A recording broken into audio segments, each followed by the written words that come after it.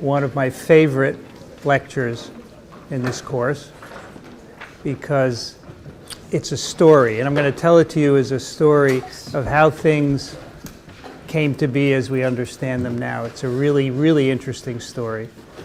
It's about transformation mostly, a little bit about oncogenesis, and it all really starts with this quote, which you will see by the end is so right. This has to do with something else. But the cause is in there to begin with, and you'll see that with transformation today. So I want to start with an experiment. We take an embryo, we chop it up, make single cells, and we put them in culture. And when you plate them out, the cells grow nicely. And if you look at them under the microscope down on the left, they look normal. The cells grow, they touch one another, they stop growing, they form a nice monolayer. You can split this and propagate the cells maybe 20 or 30 times, and then they die. This is what happens with normal differentiated cells. Now, if instead you, before plating these cells out, you treat them in some way, you irradiate them with a mutagenic light like UV light, or you treat them with a mutagenic chemical, and then plate them out, you will get some colonies of cells like this one here. And if you look at them under the microscope, they're very different. The cells are piled up on one another, they're morphologically different, and as you'll see, they have different requirements. We call these transformed. And these have been transformed by the procedure, chemical or UV, whatever. But they have very different growth properties, and one of them is that they will live forever. They are immortal. So we've known about transformation of cells for many, many years. We know that they grow. They have very different properties from normal cells. That is, that take your embryo and plate out cells. They're very different. They grow forever, and one of the first immortal human cell lines made was HeLa cells from Henrietta Lacks. We talked very briefly about that story right at the beginning of the course. They have lost anchorage dependence. They don't have to be attached to a monolayer. They can grow floating, or they can grow in agar, actually. If you suspend them in agar, they will grow very well, whereas non-transformed cells were not. They have lost contact inhibition, so they pile up on one on top of each other. So cells normally, when they sense each other, they stop growing, they don't pile up. They've lost contact inhibition, and they have decreased requirements for growth factors. So typically primary cells, you have to put a lot of serum in the medium. Transformed cells have a decreased requirement. Okay? So that's transformed cells. They are different from tumor cells. A tumor is a very different beast. Of course, oncogenesis, which is part of the title of this lecture, is the development of cancer. Cancer is a tumor. It is a collection of cells that grow rapidly, uncontrollably, invade normal tissues. Cancer is a genetic disease. It is caused by mutations in various genes that control the regulation of cell growth and so forth. And these mutations are on top of the ones that cause transformation, as you will see today. The mutations that cause a cancer can be inherited from your parents. They can be caused by mutagens, chemical carcinogens, or irradiation from too much sunlight. Or they can happen spontaneously. As our DNA replicates, we accumulate mutations, as you know, and if they happen to be in the wrong genes, you could develop a cancer. And we think right now you need about a dozen mutations in very key genes in order to produce a cancer. So a cancer, a tumor, is very different from a transformed cell. So on the left is our normal monolayer of cells and our transformed monolayer. And on the right is a mouse with a tumor. So you need a certain number of changes to cause the transformed phenotype. We're going to explore this today in terms of how viruses can transform cells, but you should understand that you can use chemicals or irradiation and other ways to introduce mutations as well. This transformed cell, if you inject it into a mouse, could give rise to a tumor. It would require additional mutations to make a tumor such as that one. But not every transformed cell is tumorigenic. They are distinct processes. They are not one and the same. First we get transformation, and they may lead to oncogenesis. We study virus-induced tumors because viruses, as you know, can be quite simple. You have X number of genes, and you can figure out which viral genes are involved in transforming cells and giving them oncogenic potential. We don't talk about viruses actually causing cancer because they can't do everything. Viruses are associated with cancers because they will transform cells, but then the rest of the steps from the transformed cells to the tumor happens in us as the cells are multiplying. So one of the things you'll see today is that cells can transform cells and they become immortal, they grow forever. This is actually very bad. When cells divide forever, they accumulate mutations, and that's one way that they can become oncogenic. Most of our cells don't keep dividing forever in us, and there's a reason for that because that can lead to problems. So today we're going to explore how viruses cause cancers, and there are a number of viruses in both RNA and DNA virus families that are known to cause cancers in various animals. You can see the Flaviviridae hepatitis C virus. We talked about that last time. Retroviruses are associated with cancers in many animals, including humans. Then a bunch of DNA viruses, like adenohepadna, hepatitis B virus. We talked about that. Herpes viruses, papillomas and polyoma viruses, and even pox viruses. In humans, we think about 20% of human cancers have a viral etiology. So the virus transforms cells to begin with. The cells start dividing uncontrollably, and they accumulate mutations that make them oncogenic.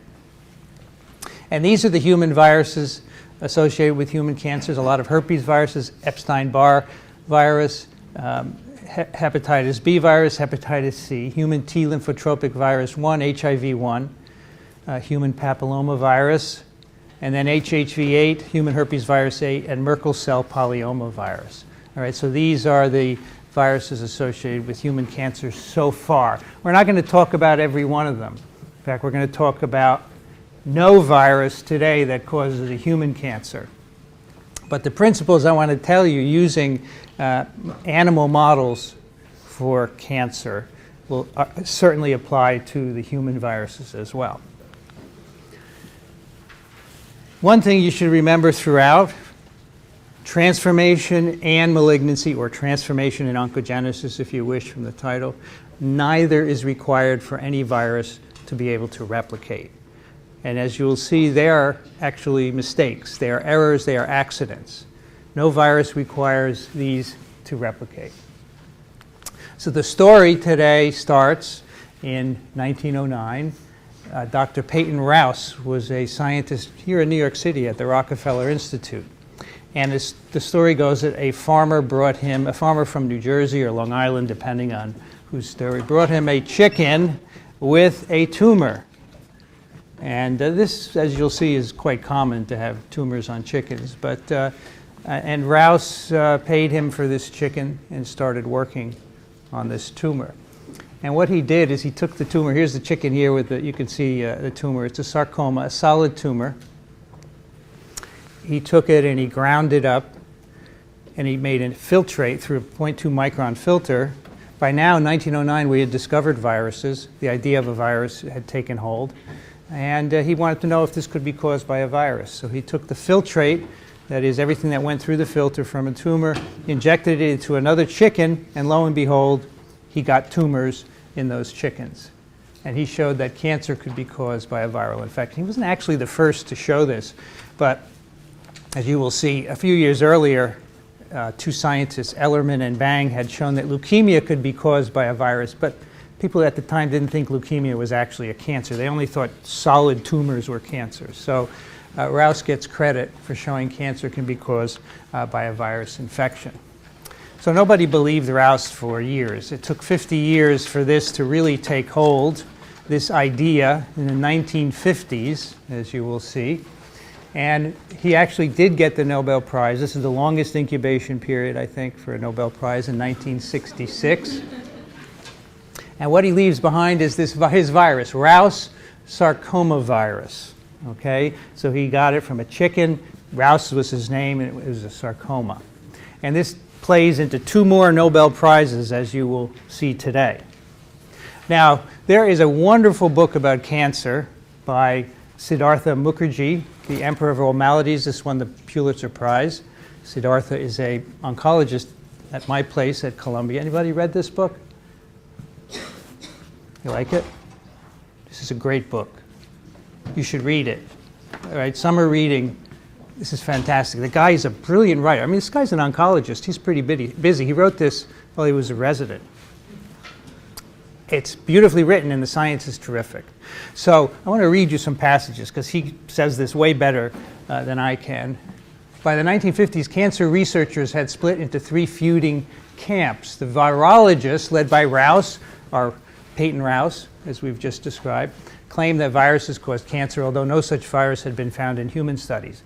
And it's true. For 50, 60 years, there were no viruses associated with human cancers. Epidemiologists argued that exogenous chemicals caused cancer, although they could not offer a mechanistic explanation. And you'll read in the book how the chimney sweeps in England, the young boys who fit down the chimney, they had higher incidences of scrotal tumors because the black stuff lining the fireplaces, the chimneys, is carcinogenic. So this was epidemiologic proof, but nobody had a mechanism.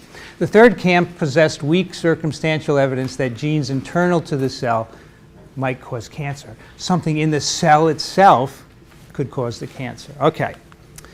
Howard Temin comes into the picture in 1951. You may remember we mentioned him before. A young virologist arrived at Caltech to study genetics of fruit flies.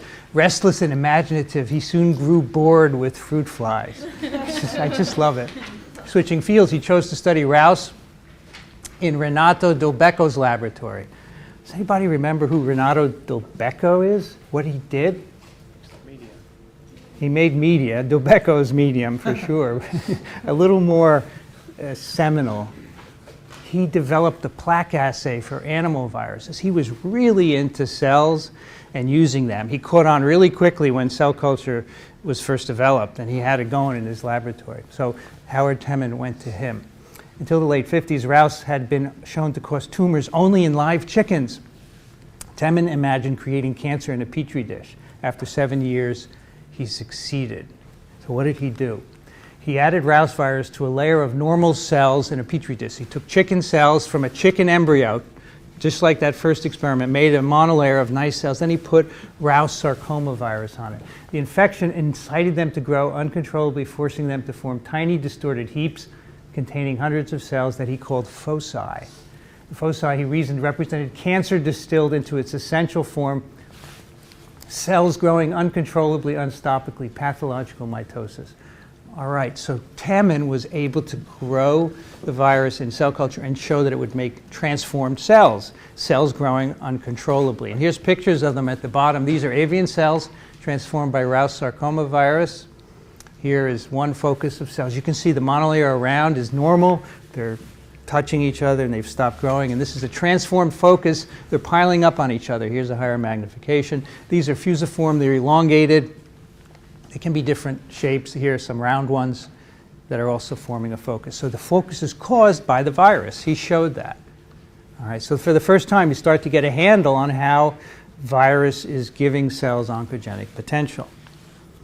Now, after Temin's work, people found that you could also do this with DNA viruses. Remember, you haven't learned this yet, but the virus, I don't think I've told you that yet, right? No, not yet. Oh, sorry, here. These turned out to be, Rouse turned out to be an RNA virus, and he discovered reverse transcriptase in this virus. So Temin reasoned, he said, I put this virus onto cells and it permanently changes them. This is an RNA virus. There's no way this is happening, a permanent change, transformation, unless there's a DNA intermediate. And that's why he started looking for reverse transcriptase, the enzyme that copies RNA into DNA. Isn't that brilliant? He went from the observation, he said there's got to be an enzyme that does this, and he found it. And he co-discovered reverse transcriptase in Rouse sarcoma virus. Nobel Prize #2 for Peyton Rouse's virus. All right?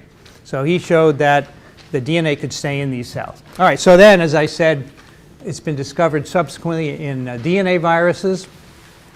You infect baby hamster kidney cells with polyoma virus, they become transformed. And SV40, the virus we talked about quite a bit in terms of DNA replication, if you infect mouse cells, Swiss 3T3 are mouse cells, rare cells grew out as colonies, they're transformed. All right? And in each of these experiments, most of the cells die, and a few cells end up being transformed. Very rare, but they're transformed, and they have all the properties that we just talked about before. So the question is, how can a virus transform a cell? And you need certain requirements in order to do this. First of all, a virus obviously can't kill the cell, right? If it kills the cell, it cannot live forever. That's so obvious that maybe we don't have to state it. The infected cell doesn't die. You have to reduce viral replication because transformed cells don't make virus particles. The ones transformed by Rouse sarcoma virus, the ones transformed by polyoma or SV40, they don't make any virus particles. So they don't die and they don't make virus particles. And the cell obviously has to continue to divide. They're immortal. That's one of the definitions of transformation. So 3 requirements for viruses transforming a cell. And this little bell here is to remind me to ask you, do these first 2 conditions ring a bell? Reduced cytopathic effects, reduced virus replication. It's a persistent infection, exactly. Transformation is a form of a persistent infection. Remember last time we talked about persistence where there's no cell killing, there's no virus particles produced, the virus genome is present. So that's what transformation is, a form of a persistent infection. So that brings up the question, when we transform cells with viruses, RNA or DNA, what happens to the viral genome? And so people started looking at this. The tools were crude. You have to remember, 50s and 60s, we didn't have very much molecular biology, tough to get answers. But what they found is that some of the cells have all or parts of the viral genome. Sometimes there was no viral genome in the cell. And this was completely puzzling to everyone. Nobody could figure out exactly what this meant, all right? Now, last time I told you that in cells persistently infected with herpes viruses, all your peripheral ganglia with herpes viruses in the genomes are intact in the nuclei of the neurons. But here, these cells had parts or whole genomes or no genomes, and they all were transformed. So people were confused by these results. Okay, so before we go on, let's just make sure that you understand this. And we have the first question up already. Which of the following is not a property of transformed cells? That's number 1. The jokers have returned. Welcome back from last time. Monday, I guess. It's not increased requirements. These transformed cells have decreased requirements for growth factors. You need to use less serum. And the reason for that will become burningly obvious to you in 20 minutes. Okay? It will be totally clear.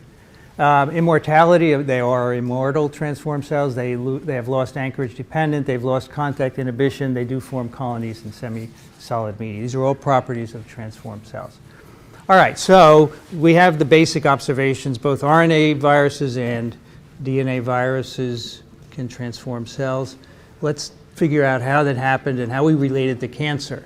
And this was a tough route because there were 3 different camps. Remember what Mukherjee said, 3 different camps working. People who thought viruses caused cancer, people who found that DNA viruses caused cancer, and then people who thought that a chemical or something within the cell caused cancer. They were all independently working. In the 60s and 70s, their work all converged. And the result was, this is amazing. We can now understand how cell growth control works. We didn't know this before we started studying RNA and DNA tumor viruses. So we're going to start with the RNA viruses here, the Rouse sarcoma virus, and try and understand how these transform cells.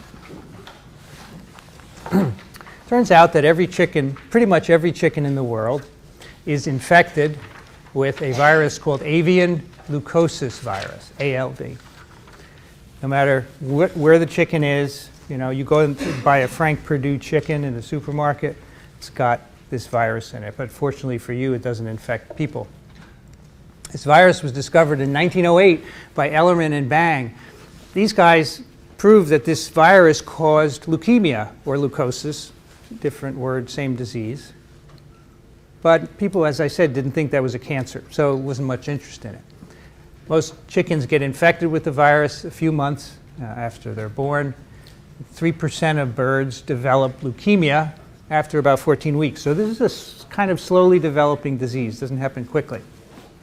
The rest of the birds, 97%, they get infected, they get a viremia, they make an immune response, they clear the infection. What kind of infection is that?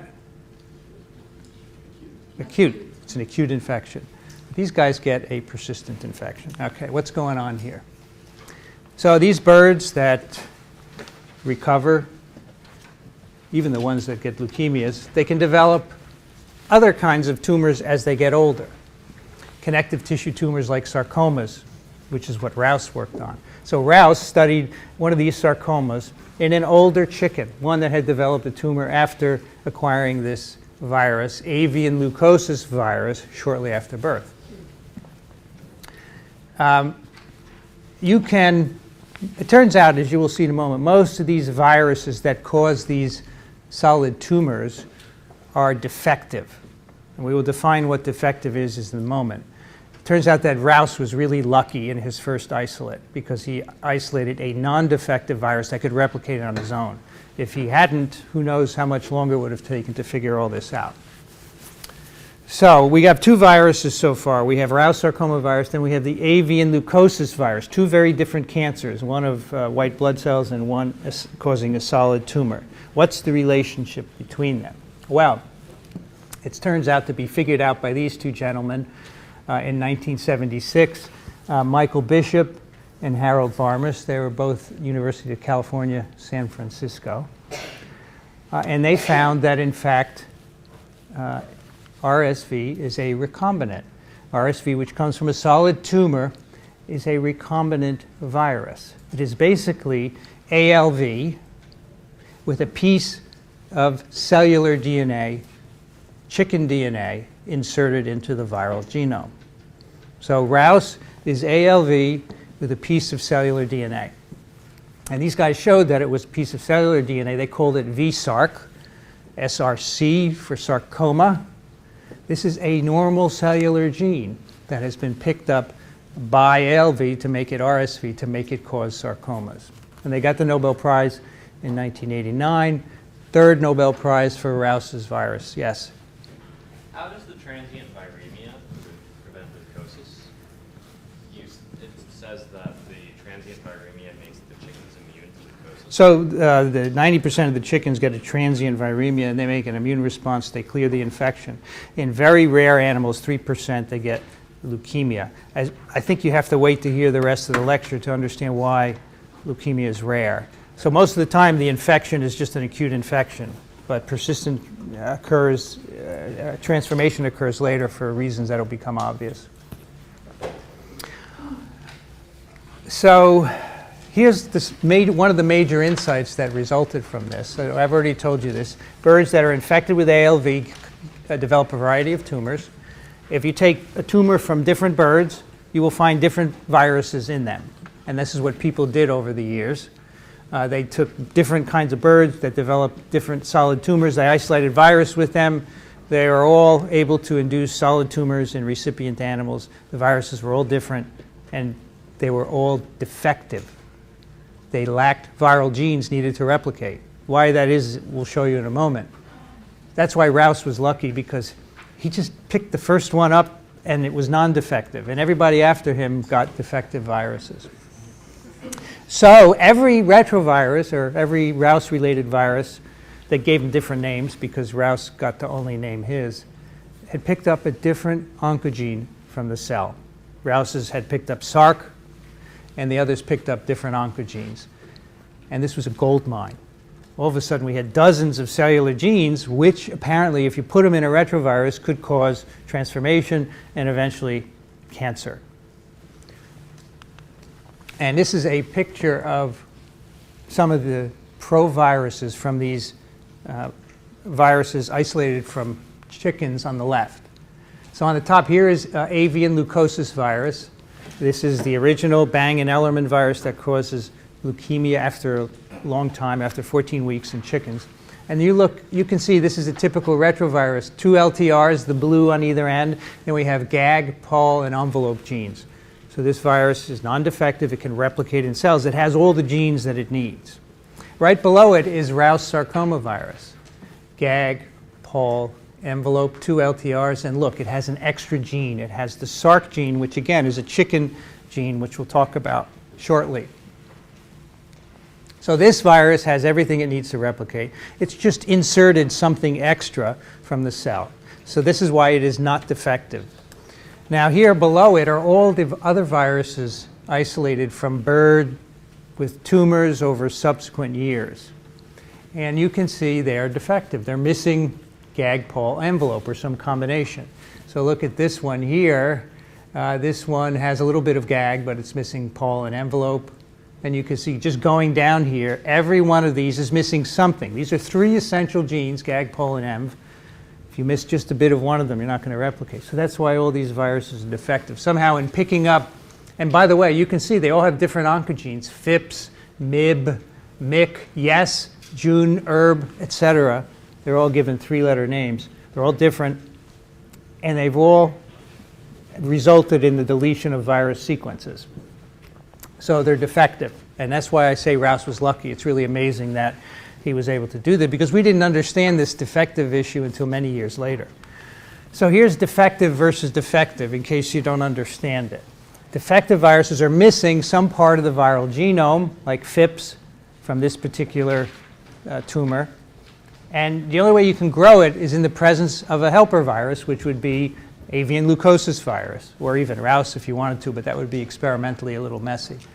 So you could put avian leukosis virus together with this and it would grow. In fact, most of the stocks of these defective viruses turned out to have ALV in them, which is why people could isolate them in the first place. So in the process of picking up an oncogene from the cell, they lose some viral genes. That's why they are defective. So this is called oncogene capture. These retroviruses, remember retroviruses are RNA viruses. They make a DNA copy when they infect the cell. And what happens to that DNA copy? It gets integrated, and then it's called a provirus, right, when it's integrated. So that should ring a bell. Integration, it could integrate anywhere in the genome, and if it goes next to an oncogene, that could be a problem. Yes? Does this insight from the viral mechanism of creating this oncogenesis, did it help us understand that our genome contains lots of retrotransposons and transposons? Did this insight actually lead us to discovering those retrotransposons and lines and signs and everything? I think it was more complicated than that. First, there was genetic evidence. Many strains of animals, like mice, have lots of endogenous retroviruses. They produce viruses, so it was easy to detect that. In our genome, we have lots, but we don't produce viruses, so we missed it until we could look for the sequences in some way. So it was really not just this, but a lot of other investigation as well. So here's just one mechanism for capturing an oncogene, okay?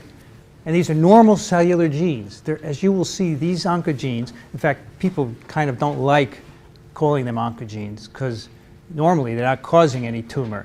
They're regulating the growth of our cells. So here's an oncogene right here, and the provirus is integrating. Viral DNA is integrating into it, and here are the 2 LTRs. You're going to make wild-type viral RNA. And there's a terminator for transcription in the right-hand LTR. So usually the transcripts end there. But sometimes this LTR gets mutated. In this example, it's actually been deleted along with the envelope gene. So random deletions do occur. And so now you get a transcript that includes the oncogene sequence, which is downstream of where the virus has integrated. And so now you can make a viral mRNA with some oncogene fused to the rest of the viral open reading frame. And during reverse transcription, the enzyme goes back and forth between the 2 copies of RNA. So this is a particle with an oncogene containing RNA and a wild-type RNA. And eventually you can reverse transcribe upon infection and deliver that oncogene to the next cell. So here's GAG, Pol, Sarc. This is onc, and this will now transform the next cell. The expression of that oncogene in an unregulated fashion will now transform the cell. So we now know over 60 different oncogenes. We call them proto-oncogenes to show that in the cell they are not causing tumors. You have to have something done to them in order to cause tumors. You have to overexpress them or mutate them, which happens when some retroviruses pick them up. All of these genes are involved in cell growth control. They're highly regulated because growth of our cells, division, has to be regulated. Otherwise, you have problems. You can develop cancers. The nomenclature, the cellular genes, the proto-oncogenes, have a C in front of them for cellular. And then oncs, for example, Sarc, C-Sarc is the gene that Rous sarcomavirus picked up. When Rous sarcomavirus has it now, it's called V-Sarc. So when the virus has these oncogenes in them, you put a V in front of it. Otherwise, it's the same name. Now, sometimes the gene is the same, and the simple fact of overexpressing it in a retrovirus genome is enough to transform the cell. Other times, the oncogene mutates, which also activates it. And what this means, you'll see in a moment. Now, these greater than 60 oncogenes revealed a complete pathway of cell growth control that we were totally unaware of. We knew bits here and there, but this was unprecedented. Again, by studying different sarcoma-causing viruses from birds, and I should also mention, eventually people isolated these from mammals of all sorts, from mice and different kinds of mammals. They could isolate viruses that would transform cells and picked up oncogenes as well. So it's not something restricted to birds. Studying those oncogenes picked up revealed this whole pathway of growth control. So on this diagram on the left here, this is a diagram of the cell, and it shows some of the oncogenes along a pathway of cell growth control. This is the mitogenic stimulation pathway. In other words, you have a cell and you add a growth factor to it, like what's in serum. Serum contains lots of growth factor. The cells start dividing. That is because the growth factors bind to a receptor. There is then a signal transduction pathway triggered, which involves phosphorylation of various intermediates. Transcription proteins go in the nucleus and turn on a bunch of genes that tell the cell, divide. There's good stuff out in the medium, you can start dividing. We discovered this whole pathway from transforming retroviruses. And these letters are names of oncogenes that were identified in retroviruses. For example, Sarc, there's Sarc picked up in Rous sarcomavirus. This is a membrane-bound protein kinase as part of the signaling pathway leading to mitogenic stimulation. We also have growth factors themselves can be oncogenes. The receptors can be oncogenes. The G proteins, the cytoplasmic protein kinases, the nuclear proteins that are involved in telling the cell to divide. Every one of those was picked up as an oncogene because if you overexpress it in a retrovirus, you will make the cell divide. So let's take an example. Let's say a retrovirus has picked up the cis oncogene. This retrovirus infects the cell. Now it makes a ton of cis. The cis binds to the receptor and makes the cell divide. Uncontrolled expression. Now you can also have mutations in these growth factors. For example, you can have mutations in any of these oncogenes involved intracellularly that make them on constitutively. All right, so you have a kinase that depends on getting a signal from an upstream protein. You now have a mutation in it that makes it signal all the time without its upstream indication. So these mutations do accumulate in retroviruses, which have error-prone RNA polymerases, as you know, and so that's another mechanism for uncontrolled growth. So this makes perfect sense. Remember, the original phenotype picked up in cells that Temin infected with Rous, which were transformed as uncontrolled growth. It makes perfect sense. He put Sarc in with that virus, and you put Sarc, and then you turn on the rest of the pathway without having a growth factor present. That's why you need reduced growth factors to grow these transformed cells, because they're stimulating themselves. They are basically growing and dividing continuously. Every 24 hours, these cells divide. As they do so, they accumulate mutations, and eventually you get enough mutations so that that transformed cell becomes oncogenic. If it's in an animal, it can cause a tumor. All right, so this brings us to the cell cycle. We can now interpret these results in terms of the cell cycle. Now, you know, cells go through a phase where they make things and then they divide. They make things and divide. And they're divided into specific phases. Here we have mitosis, the little phase up in purple at the top. Here's when the cells actually divide. After they divide, there's a resting phase. And then there's the S, or the synthetic phase, where they make proteins, they duplicate their DNA, another resting phase, and then they divide. This cell cycle, as you might guess, is under very careful control, which involves the mitogenic pathway that we've just talked about. You add a growth factor to cells, it signals through this pathway to the nucleus, and that starts mitosis. It sends cells through division at G0. So all these oncogenes or proto-oncogenes that have been identified in RNA tumor viruses act right up here at G0. They push the cell forward. Whether they be homologs of growth factors or growth factor receptors or intracellular signaling cascades or nuclear proteins, every one of those pushes the cell through the cycle. So we call them dominant oncogenes because you produce them in cells, they have a phenotype.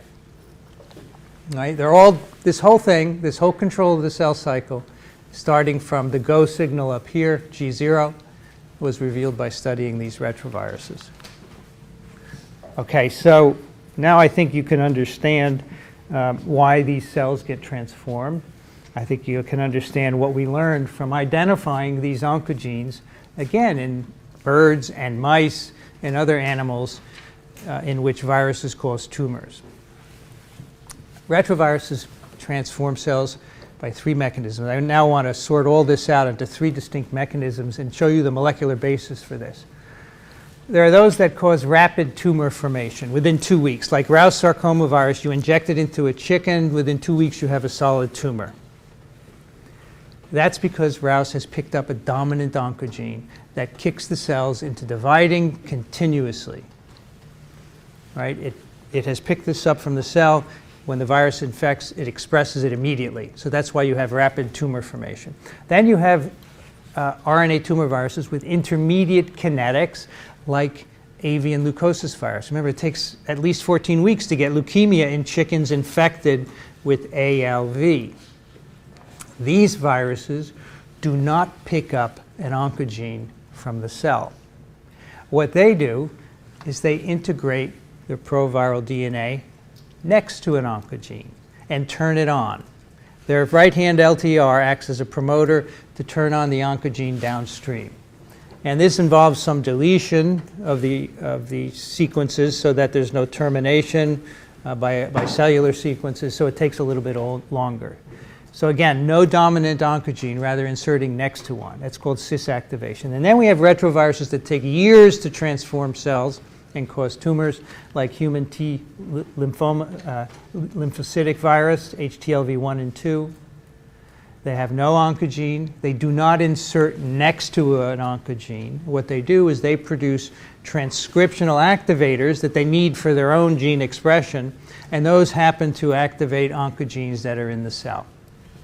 All right, so those are being activated in trans by a viral regulatory protein. And here are those 3 diagrammed for you so you can understand them. We have the transducing retroviruses that rapidly transform cells.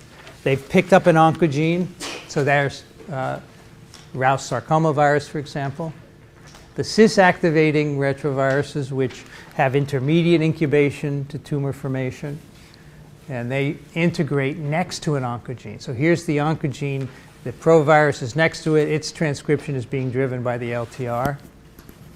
And finally, we have transactivating viruses, which don't pick up an oncogene. They don't insert next to one, but rather they make, in this case it's called protein X, a transcriptional activator that they need to drive their own transcription. And this happens to turn on cellular genes in an inappropriate way.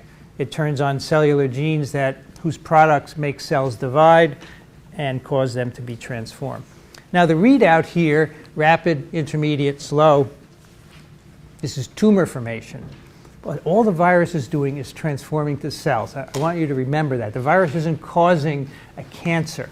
It is transforming the cells they start to multiply uncontrollably, and then mutations accumulate that lead to the formation of a tumor. The virus does not cause the actual tumor itself. So this is all a mistake. Transformation and tumor formation by RNA tumor viruses is a mistake. It's a byproduct of the fact that they have to integrate.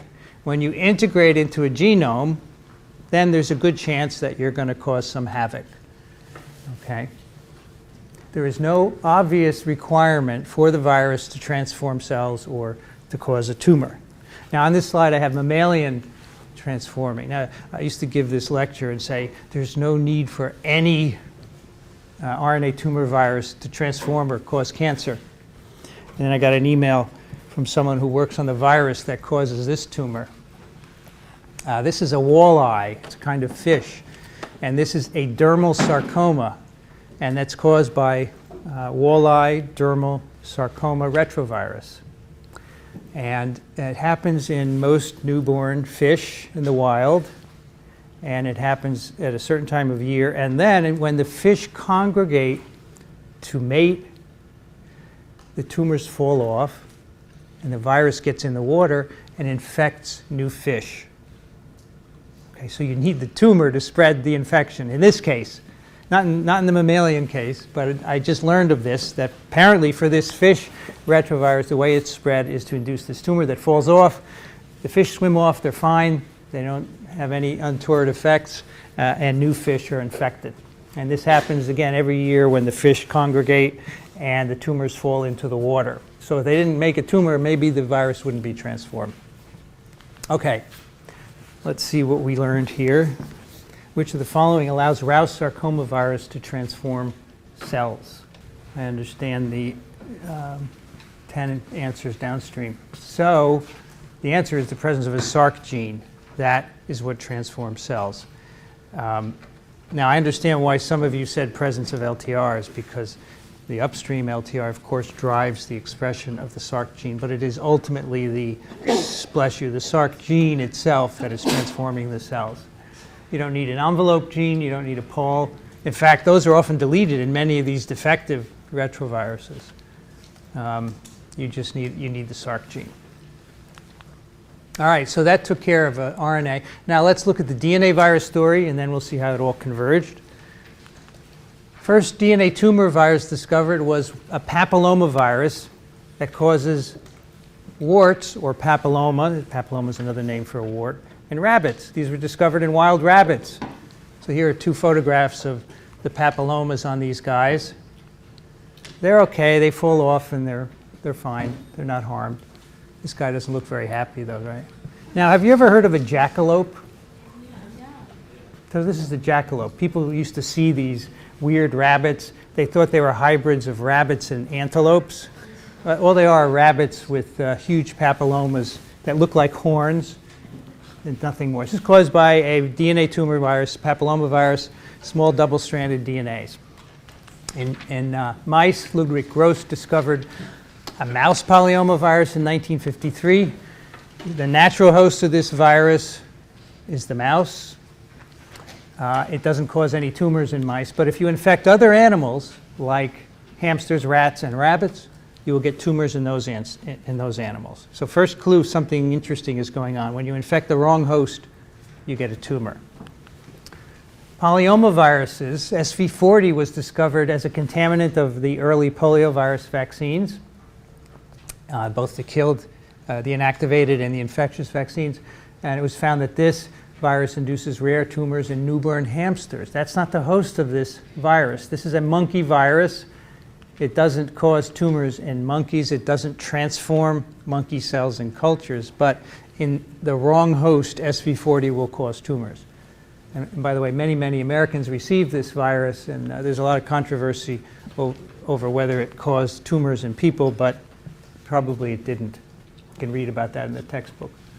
Okay, so here's a summary of what I've told you in terms of permissivity. Permissivity, remember, when a virus gets into a cell, whether it can replicate or not. So SV40 The monkey cells are permissive. They get infected, they make virus particles.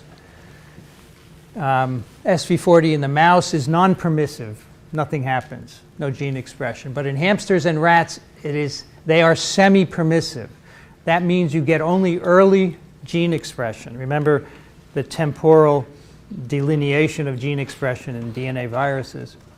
Semi-permissive means only early gene expression. You don't get late proteins, you don't get virions assembled. Those are the animals in which SV40 forms tumors, the ones where you have a semi-permissive infection. Mouse polyomavirus in the mouse is permissive, no tumors. Non-permissive in monkeys, so no tumors. The virus doesn't even express its genes. But again, in hamster and rat cells, they're semi-permissive for mouse polyoma, and in those cases, you get tumors. So something interesting is developing here. Now, this transformation is very rare.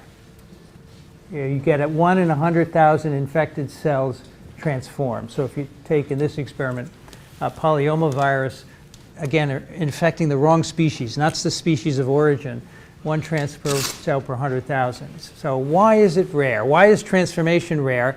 And does that have anything to do with the fact that in animals, tumor formation is pretty rare also? All right, before we answer that, let me tell you about another family of DNA viruses that can cause tumors. These are the adenoviruses, larger DNA-containing viruses. There are many serotypes that infect humans. They do not cause tumors in people, but in the wrong host, they will cause tumors. You can see they cause tumors in hamsters. They will transform hamster cells in culture. They will cause tumors. But like polyomas and papillomas, the transformation and the tumor formation is rare. So certain things are coming up now all the time. So people couldn't really figure out what this means until someone discovers, a number of people discovered what are called T or tumor antigens. They found by studying cells transformed in culture and tumors from animals that had been infected with these viruses that developed tumors, they all expressed at minimum 1 virus protein. So they called it the T antigen or tumor antigen. So the T antigen that we talked about a while ago, which is important for SV40 replication, that was discovered because the protein is expressed in tumors. So in SV40, we have large T and small t. Polyomas, large, middle, and small. Papillomas, they're called E5, E6, and E7, and they're encoded in adenovirus in the E1A and E1B gene. The important thing here is that they're tumor antigens. They're expressed in tumors and in transformed cells. And every one of these proteins is different. There's no homology. SV40T is different from polyoma, from papilloma, and adeno, et cetera. So this was a really important discovery, but people really didn't understand what it meant. These T antigens are needed by the viruses. They are essential viral genes. You need them for replication. If you take them out of the genome, the virus does not replicate. They're needed for DNA synthesis. SV40 T antigen. Remember, large T binds the origin of replication and helps melt it so the polymerase can get in. It's needed for transcription. We talked a little bit about that. These are the genes encoding these T antigens, not just SV40, but adeno and papilloma, are the only ones that are found in tumor cells and transformed cells. And in fact, if you take the T antigen gene of SV40 and put it in a cell, you can transform it. So if you wanted to make a cell line from cells inside your cheek, you could put them in a culture dish and put SV40 T antigen in them. They would become immortalized, and then you could have a cell line of your very own that would grow forever. And people do this all the time. You can take any of these T antigens. They alone are enough to transform cells. T antigens are what? I just realized I didn't tell you one of the bits of information here that you need to know to answer this question. So let's see how you did in the absence of that. You got all of the above anyway, good. So T antigens are encoded by viral genes. They're essential. They are present in tumors and transformed cells. They're encoded by viral genes that in transformed cells, they're incorporating the genome. They're the only ones that are expressed in those cells. And what I didn't tell you is that they're antagonists of cell cycle checkpoints. So it's all of the above. We're going to talk about this right now, in fact. Now, to put all this together, so people had transformed cells by a variety of DNA tumor viruses in the wrong host. They were rare. They had T antigens in all of them. Still didn't make sense. And then 3 different lines of investigation provided the information needed. And the first was a protein called P53 was found to bind SV40 T antigen. It's called P53. It's a very famous protein now, but it was originally discovered because it binds SV40 T. Next, it was found that you need a set of transcription factors, they're called E2F families now, are needed to transcribe the adenovirus early genes. And those early genes were called the E2 genes of adenovirus, so the transcription factors were called E2F. So these are cellular transcription proteins that are needed to activate synthesis of this viral transcriptional unit. E2F, the E2F family, was found to bind a cellular protein called RB, the retinoblastoma protein. And we're going to see in a moment, all of these turn out to be incredibly important in regulating the cell cycle. Just like entry into mitosis is stimulated by oncogenes, proto-oncogenes, now you're going to see how these proteins regulate passage of the cell cycle. So here's our cell cycle again, which we looked at before. Here we have mitosis shown at the top, which occurs in the M phase, of course. So you do mitosis, then you have a little resting point. There's a restriction point, which we'll talk about in a moment, where the cells can divide whether to proceed or not to synthesis, and then you divide. So remember, the retroviruses revealed to us how the go, no-go decision is made up at G0, how the decision is made to go through mitosis. This depends on whether there are growth factors in the medium. And I like it this way. Is the outside world rich enough to replicate the cell? So if growth factors bind the receptor and send a signal into the nucleus, then the cell will go through mitosis. And those pathway, again, was discovered by retrovirus, studying retroviruses, which is what it says here. Okay, so this is the first control point in the cell cycle. There's a second control point down here, which is regulated by RB, this protein discovered to bind E2F. It is the master regulator of the decision to go forward or not. By the way, retinoblastoma protein was originally discovered in kids who have tumors of retinoblasts. These are cells that go on to form cells of the retina. They are finished by 5 years of age, so these kids get tumors at a very young age that develop in the eye. And a major protein in this tumor is the RB protein. That's why it's called RB.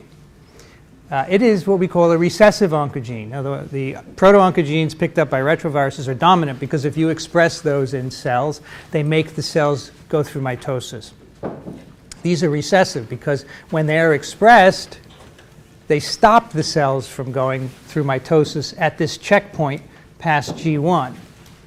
If you mutate them so they lose their function, then the cell can proceed through this checkpoint. So that's why we call them recessive.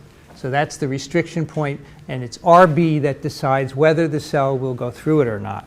So how does this work? How does RB decide whether the cells can keep going through the next phase, which is DNA synthesis?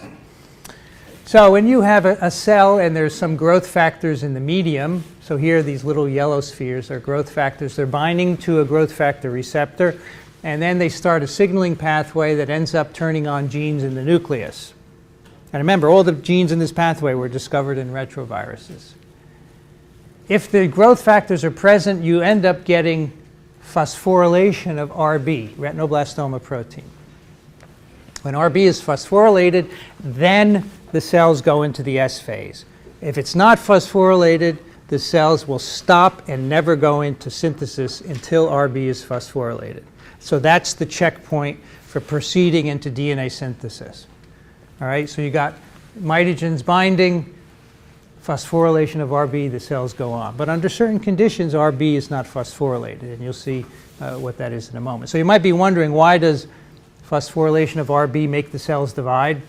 Well, it's pretty complicated, but I can simplify it for you here. RB, normally in a non-phosphorylated state, binds the E2F transcription proteins, makes them inactive.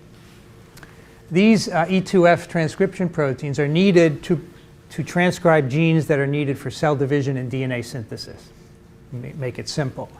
So if RB is not phosphorylated, it sequesters E2F, so you can't get DNA synthesis, you can't proceed through the cell cycle.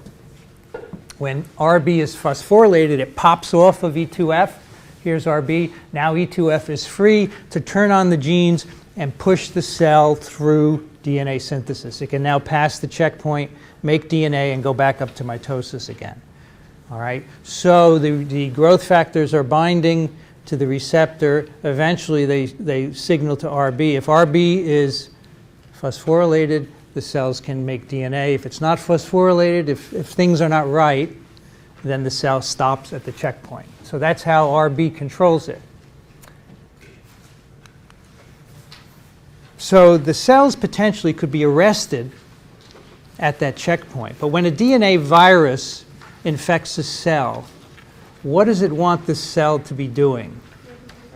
It wants to be replicating its DNA. It needs the factors needed for DNA synthesis. Some of the viruses need the polymerase, but they also need other proteins as well. So when a DNA virus comes in a cell, it kicks it into S phase. It bypasses the restriction imposed by RB. And in fact, that's what T antigens do. That's their function, to push the cells. If they're sitting at the checkpoint before DNA synthesis, the T antigens push it and say, start making DNA. We need DNA to be made in order to replicate our genomes. So that's the connection between T antigens and the cell cycle. So what do T antigens do to do this? Well, here's the same figure I just showed you. Here's RB bound up to E2F. So E2F is inactive, has to be separated by phosphorylation in order to get DNA synthesis. Well, let's say a virus comes into a cell and RB is not phosphorylated. It makes a T antigen. Any one of those DNA viral encoded T antigens is shown up here as the purple kidney. The T antigen binds RB and gets it off of the E2F. So it mimics phosphorylation of RB. Now we have free E2F. It can turn on the genes needed for DNA synthesis. So the viral T antigens, SV40T, adenovirus T, papilloma, polyoma T, this is what they do. They bypass the checkpoint control imposed by RB so they can get their genomes replicated. Now adenovirus has one additional requirement. Remember, the E2F transcription factors were initially discovered because an adenovirus promoter needs them. So AD, in addition to wanting the cells to be making DNA, also wants these E2F proteins. Those are the purple, what is this color? Beige. That's the beige one here. It needs it to transcribe its genes. So it has two reasons for getting RB off of E2F, to replicate its genome and to make transcripts as well. All right, there's one more checkpoint control. I've told you about RB, but there's another protein. You must be thinking, what happened to P53? Well, P53 is another checkpoint down there at the same place where RB is working. P53 monitors the cells for damaged DNA or unscheduled DNA synthesis.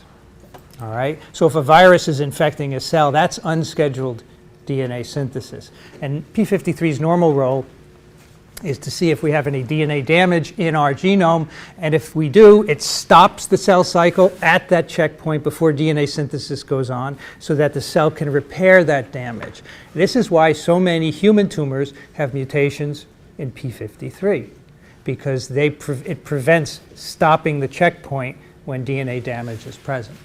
So P53 is another major player. It recognizes DNA damage. It recognizes viral DNA replication intermediates as abnormal, unscheduled DNA synthesis. In a virus-infected cell, if the virus is making a T antigen that has bound RB, and if E2F is free, P53 will sense that, and it induces apoptosis. P53 is a pro-apoptotic protein. Remember apoptosis, an intrinsic defense? Now you see how apoptosis is triggered. P53 senses that viral replication is going on, and it puts a brake on the cell cycle. I won't tell you how P53 does that. It's pretty complicated. I think you can see that not only do DNA viruses have to counter RB, so they can get through the cell cycle. They also have to counter p53. Otherwise, the cells will die from apoptosis, and they won't proceed through the checkpoint. So how do they do that? A number of different ways summarized on this slide.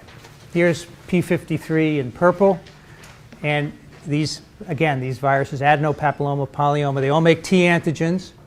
The T antigens antagonize p53. The E6 T antigen of papillomaviruses binds p53 and makes it get ubiquitinated, which signals it for degradation by the proteasome.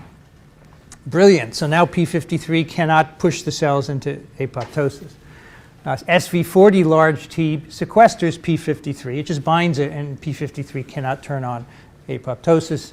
And the adenovirus T antigens also, they sequester or degrade, lead to the degradation of p53. So now we've gotten rid of RB and p53. We can go through the cell cycle. And the virus, of course, needs this to replicate. But what does this have to do with transformation? Well, we have two more things to explain, and when we do, then you'll see the answer to that question. First, why is everything turned off in a transformed cell? Why is everything except T antigens turned off in a transformed cell? And why is transformation rare? Okay, and that will answer the question that I've just posed. And the answer is transformation is rare because it involves two extremely low probability events. First of all, the late viral genes cannot be expressed because these encode capsid proteins, and these will make virions, which will then help to kill the cell and lyse it, and that'll be the end. So you can't have a transformed cell. So in a transformed cell, you can't make late genes. The way this happens is there's a deletion of the late genes spontaneously happening, which removes them, or the virus infects semi-permissive cells where there is no late genes by definition. So when a monkey virus infects a hamster or a mouse, it's semi-permissive. You get early gene expression, you get T antigen made, but you don't get late gene expression, so you don't get virions produced. And secondly, T antigen has to be turned on all the time. That's what will make the cells divide continuously. So what happens is the DNA encoding these viral T antigens gets integrated into the host cell. This is completely an accident. Anytime you put foreign DNA into a nucleus, a little bit of it is going to get just randomly integrated. It happens all the time. This has nothing to do with the life cycle of these viruses. It's DNA being accidentally integrated. And if that piece of DNA happens to encode T antigen, then the cells are in trouble because they're going to start dividing and never stop. The T antigen is going to counter RB, it's going to counter p53, and the cells are going to just keep going around the cell cycle. That's why these T antigens alone can transform cells. They have the properties of kicking cells through the cell cycle. That's needed by the virus. But in the absence of the rest of the viral genome, that leads to transformation. All right, so our last question. How do DNA tumor viruses transform cells? All right, so the answer is not by integrating next to oncogenes, that's RNA tumor viruses. By insertion of oncogenes in the viral genome, that's RNA tumor viruses. By antagonizing RB and p53, that is how they transform cells. They do not transactivate oncogenes. That's what RNA tumor viruses do. So the only way that DNA tumor viruses do it is to antagonize these checkpoint proteins because they need to for the purposes of their DNA synthesis. And if just T antigen is expressed in the cell, the result is transformation. So transformation and the subsequent tumor formation that may occur because the cells keep dividing are accidents. They're epigenetic processes because these viruses have to kick the cells into dividing. You do not need to transform a cell in order for adeno or SV40 or polyomas, papillomas to replicate. It's an accident of their life cycles. So DNA viruses have to start DNA synthesis. This is the third time I've said it, but it's really important to emphasize it. That is achieved by T antigen, which pushes the cell into the synthetic phase by inactivating p53 and RB. RB inactivation allows the cell to go into S. p53 prevents inactivation, prevents apoptosis. And so I think you can see if you prevent lysis of the cell by not having late gene expression, and you express T antigens, the cells are going to be transformed. They will be immortal and keep dividing forever and on their way to being oncogenic. So that's summarized here. Here's again our cell cycle. We know now its initiation into G0, mitosis, is pushed by the mitogenic pathway, the components of which were identified as dominant oncogenes in transforming retroviruses. The growth factors in the medium, the receptors, all the signaling proteins, those are all oncogenes picked up by retroviruses. Now, if you have a growth factor in the medium, it starts the cell going through the cycle, but then there is a second checkpoint down here before the cycle goes into the DNA synthetic phase. That is controlled by RB and P53. They want to make sure conditions are right before allowing the cell to make more DNA. And now we know of P53 and RB and how they work by studying DNA viruses that inactivate them. Yes? But how does this affect contact inhibition? I thought contact inhibition was part of the definition of a transformed cell. Right. Well, the continuous, so part of that is the continuous division. So there's a feedback pathway that happens when cells touch, and that's abrogated because the cells are continuously given a signal to divide. And that's basically, they divide and they pile up on top of each other. So DNA tumor viruses, RNA tumor viruses basically elucidated this cell control pathway, which is amazing. I find this incredible, but this is what viruses do. Of course, we now understand how cells get transformed, and there are some human tumors induced by viruses, as I said earlier, and components of what I told you today are responsible for those transformations as well. So just think, it all began with a chicken.